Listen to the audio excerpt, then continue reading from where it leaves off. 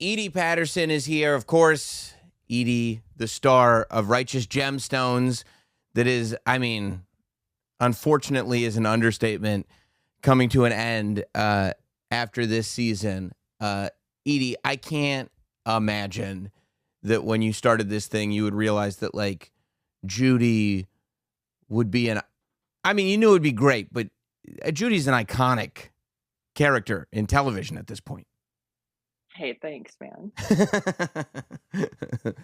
Thank you. All I knew was I already loved her and just was ready to pour my whole heart and everything into her. And I'm glad that she's landed on people in a cool way. Yeah. I mean, how much of it, because you're in the writer's room for the show too. Yeah. So how much of it was like, okay, here's kind of the idea for the character, and you get to figure out how she comes to life? Did you get to do, or was it kind of presented to you and then you kind of fill in the dialogue? I would say it was very, very collaborative.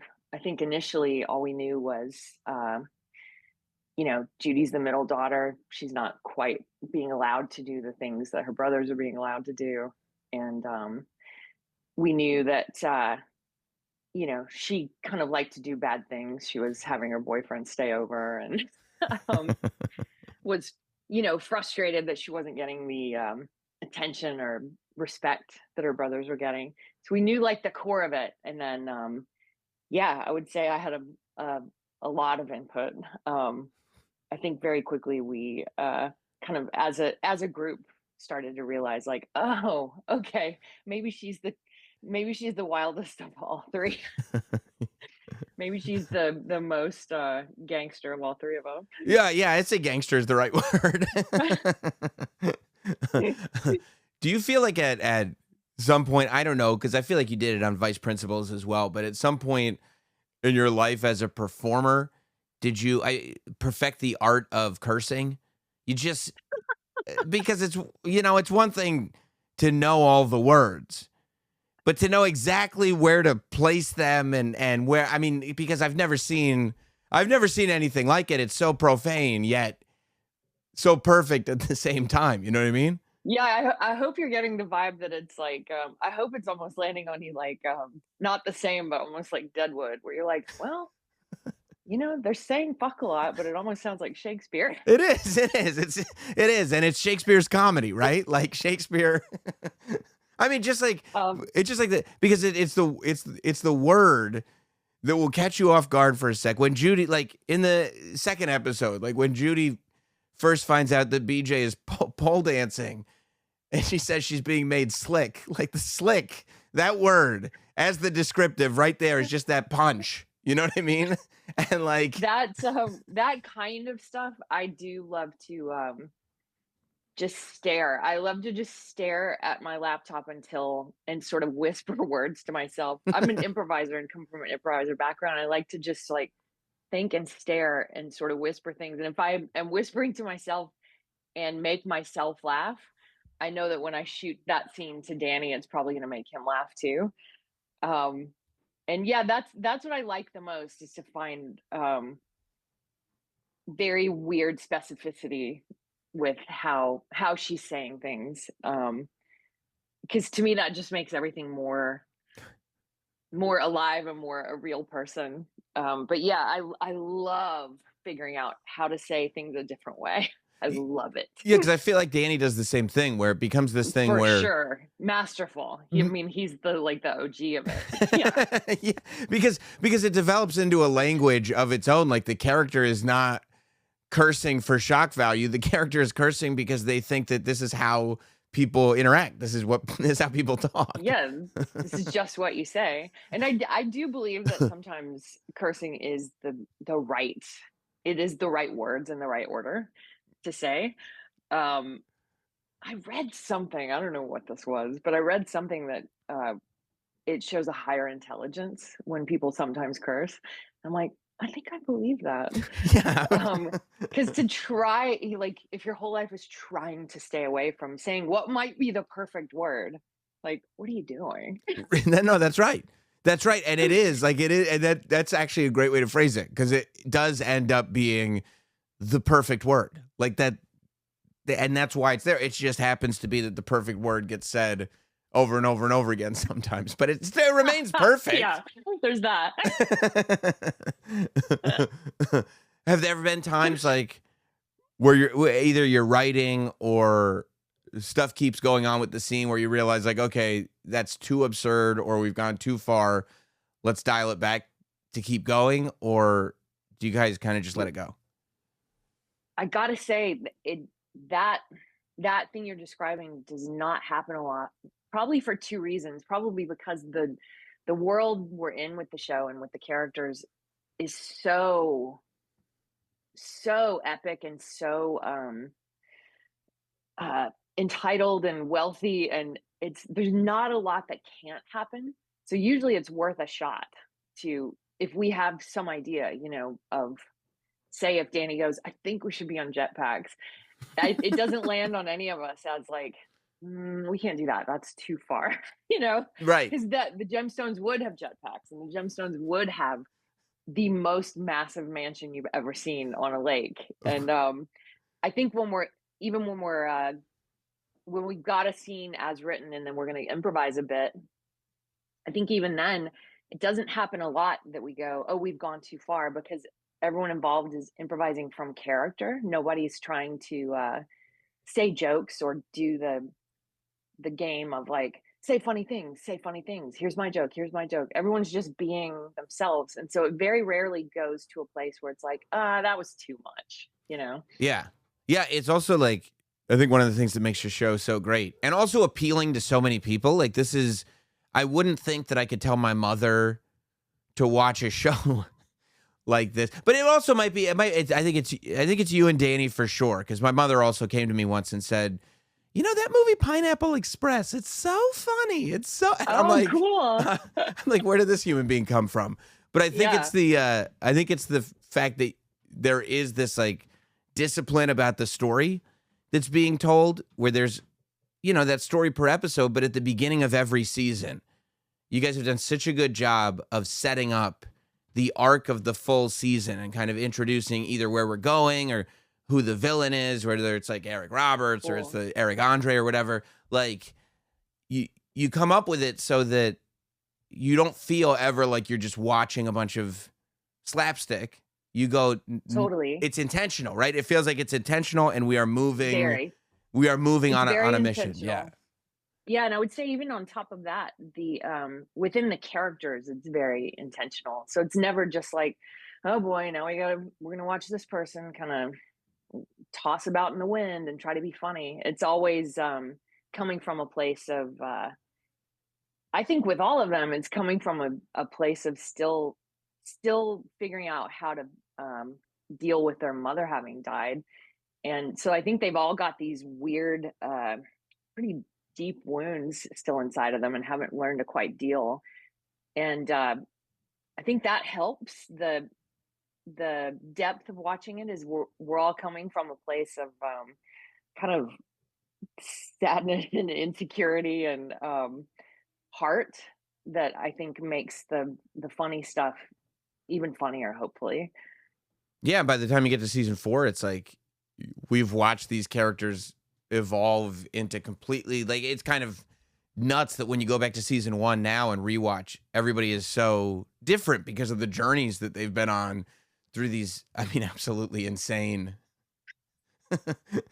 seasons. Like running over people in parking lots and like Yeah. And by the way, that goes back to the language part of it, right? I will never forget the first time I heard Danny McBride say, I think I did a manslaughter back there. Saying a manslaughter is, best. I mean, nobody would have ever thought to have said that. It's the same thing as using that word slick. Like, you never would have thought to have said it. Once you hear it, it's like, of course this is how they would say it. And you'll never forget phrasing it that way. Did you, when you found out this was the last season, did you know going in that this was going to be the last season? Didn't. No, I didn't. I didn't even know while we were writing it. There were vibes that were sort of in the mix while we were filming the fourth season that I think made all of us sort of savor and cherish the moment. But yeah, it was never a definitive thing. It was just a we kind of never know type vibe, which was sort of every season. We didn't really ever know what was going to happen next. And I don't know, it felt a little more pronounced this time, and then it ended up that that was the true thing. But I think probably Danny did the right thing by not getting it out there uh, to those of us who were writing, and then when we started filming, because then we could just have those feelings creep up of like, "Whew, this might be the last," and double down on it instead of being sad the whole season we're filming or something, you know? Yeah. Yeah. When you were getting towards the end, it got sad for all you guys? Oh yeah. Yeah. Yeah, dude. The last thing we filmed was a church lunch, and yeah, it was like a dam broke in Jason's steakhouse. And just everyone trying to talk after and sort of like, you know, do a cheers for the season and the seasons. Yeah, there were a lot of weird voices like this and wet faces, and yeah, it was brutal and beautiful. What have you thought of while this season has been happening, with White Lotus happening at the same time? Walton Goggins, who obviously you've worked with on this, you've worked with Yeah. on Vice Principals, and like Yep. for me, I've known him. You know, he's been in stuff forever. Like I remember him in House of a Thousand Corpses when that movie came out. But when he was like that, you know, I just flowy, I'll say, character on Vice Principals that was like so Good word. far away from anything I'd ever seen. I said, this is the greatest to see now. Like while this is all happening, kind of the world realize this appreciation for Walton Goggins. What's that been like to observe as somebody who has worked I with mean, him? it's so cool. Yeah. It's so cool. Cause yeah, I do have like a little bit of an inside track of going, oh, that now they're catching up. Whoa, we've known for a minute that this guy is like, you know, something so different and so special. Like, yeah, full icon. Like, and it's a trip, and really awesome to see everyone go like, whoa, look what I discovered.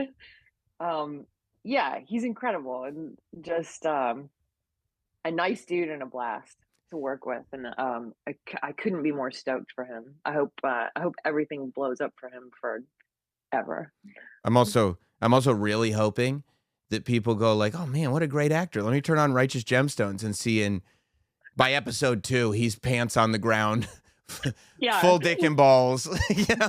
yeah. And by episode 4, you're floating underneath his balls. Yeah.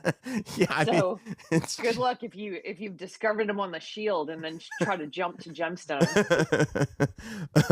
you know, there have been, I don't know who said it in what interview, but at some point people started floating the idea that there could be like a live show, like a church revival live show that the Gemstones would do.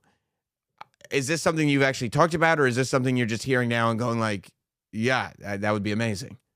It is something we've talked about, and I have to say, to hear Danny say it out loud, I was like, okay, we can actively hope that this might happen. Um, I think it would be so incredibly fun. I think about like the special guests we could have from city to city, and like my brain explodes. Um, I'm like, oh, so if we're going near Nashville, Sturgill could come be in it, or like, oh, if we're up anywhere near New York, Jennifer Nettles could come be the ghost of Amy Lee, and like, um, I don't know. I'm probably the most excited of anyone. I don't know if it'll actually happen, but I deeply hope it does. I think it would be so fun.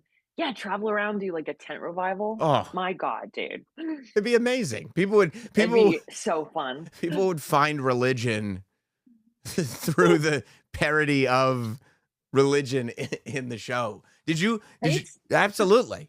Did you grow up, or were you religious growing up? Like was any of this world familiar to you? Yeah, but to a bunch of us who were writers on it, a bunch of us grew up in the church, but in different iterations. Like, I don't think anyone was full on mega church, and I definitely went to a very, very small Episcopal church, but we went every week, and I was part of the youth group. It's funny though when you look at like the differences between like mega church youth group and like a small church youth group, because our biggest deal was like once a year we would have a lock-in, and literally all it meant was like 8 of us would go spend the night in the church. Where like if you're in a youth group at a mega church, it's like your own live band, you're going on like giant adventures, you're probably going out of the country together. Like, yeah, so I did grow up in that, but it was a very different thing. But I knew enough of the core things that then after researching televangelism and megachurch stuff, I think for most of us was an easy blending. You go, oh, it's all the same core stuff, but you just make it a giant show. Yeah. Yeah. It is. It is. And there's also that like, and I don't know, maybe I feel like with mega churches, this like level of commercialism comes in, and well, you know what I mean? The pomp and the circumstance and the commercialism. And it's like, there is this like sell Totally thing prosperity gospel, and like give us all your money so that you can be like us, right. which is like Right, this yeah. strange snake that eats its own tail. But yeah, it was sort of into the sames, and then highlighting the different things, and then sort of going toward those, because they're so, I mean, it's such a funny, awesome aspect, and it just is. We're not ever like coming for belief or believers. It's just like this family who happens to be in this world, and this world they're in is crazy. Nuts. And I mean, it also, I think it speaks beyond that. It goes to like, Nepo babies and spoiled Of kids and, course. parents. Cause the greatest part is that like, for all intents and purposes, the mom and the dad are like theoretically great parents. They didn't do anything wrong. It's just, they have these like stupid kids that Yeah, who they gave everything to. yeah. It's like the opposite of Succession, where like the dad won't give it to the kids and the kids are probably qualified. In this one, all the dad wants to do is give the church to the kids, and For none them of to them be able to handle that. yeah, none of them can do it. None of them can do a thing. If you were gonna explain that, is there any, now that you can kind of look back on the show in its entirety, is there any thing that really stuck out that you got to do as Judy that you're like, that was an absolute fucking blast? Oh man. Wow. I